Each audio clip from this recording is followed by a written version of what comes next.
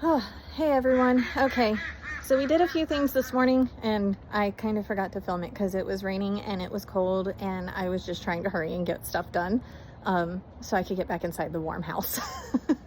But I'm going to take you through real quick and just kind of show you what we've done. So we are preparing for this winter blast here in Southwest Florida. It is going to be getting so cold here that we have actually a tiny percent of a chance of actually getting snow. And just for reference, we are south of Tampa. So let's take a look to see what we did to kind of prepare best we can with all of our animals. All right, so the first stop is our chicken brooder turned goat house.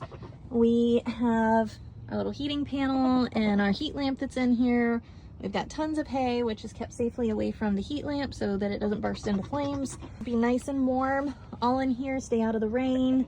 And of course, today they finished off the last of their last block of hay. So we ran to the feed store and got a new 550-pound O&A compressed block of hay for them. So they'll have nice things to eat and under their shelter to keep them kind of somewhat out of some rain, but that probably won't be where they all stay. And then we have stuffed some hay up in here in this dry spot. And the reason we have done this is because up under the stump is where Krista has decided that her babies are going to live. And they climb up under here. This is where she puts them. We can't get her to keep them anywhere else. So there's like a little entry, an exit point over here. This whole front part is open and it's kind of this really big stump. So it kind of makes a natural lean-to. There's an opening over here as well, but she feels safe having them here. And I don't know that she will actually take them over to the goat house that we have put up over there. She hasn't so far. So we've stuffed some hay up in here so that she can stay insulated and warm with them in there. Hopefully that'll keep her nice and the babies nice and cozy. And Akira's now up here and she has on her blanket.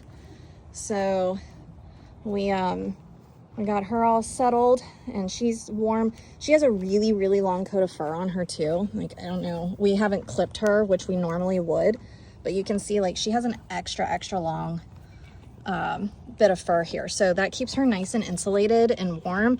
Plus this blanket that we already have on her. So between her own fur and that blanket, she'll be toasty.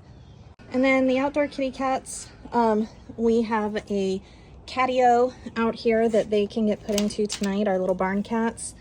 They'll have their food and water, they got a litter box, and then they have this area that they can get into that is completely shut off from any wind. They got their little beds in there, and all three of them cuddled up in there tonight. They'll be good and warm.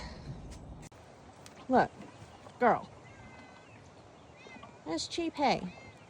You have good hay over there. Why? That is for their bedding, not for you to eat. Well, don't me. All right, now it is time to prep the plants for the freeze. I'm going to cover them with the sheets, at least all of the ones that are more tropical plants. I'm also going to go ahead and start working to pick our oranges that are on here. They're pretty well ready, but they don't want to let go. Snooze. All right, I won. I got the oranges off. I just needed both hands to do it. She doesn't look like much, but that is the peach tree. She does have some blooms that are starting to come up.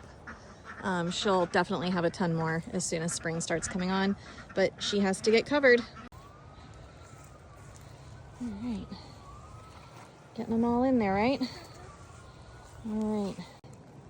And what'd you get stuck by?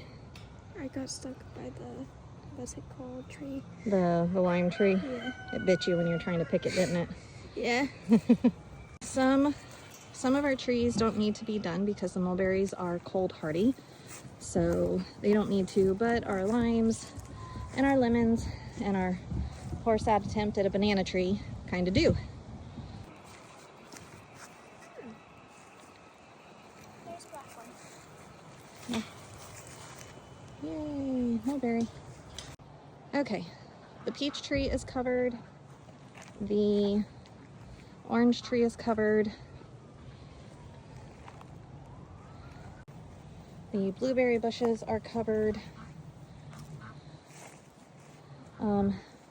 We are making an attempt. We are running out of sheets, so our poor hibiscus and gardenias might have to ride this out and us just say a prayer.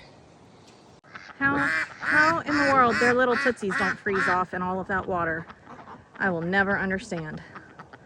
They are happy no matter how hot or cold it is. They just want to be in that water. Brr. Okay, it's getting dark and cold and windy. We had to make some adjustments with the goats because Zippy decided to abandon the goat shack with the heat.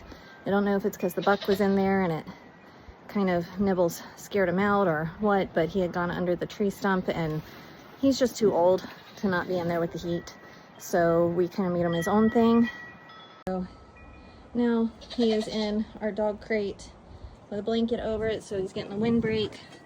And he's got, I don't know if you can see him in there, he's got all the hay and he's got all the goodness all right there, nice and warm and toasty. He'll be good to go.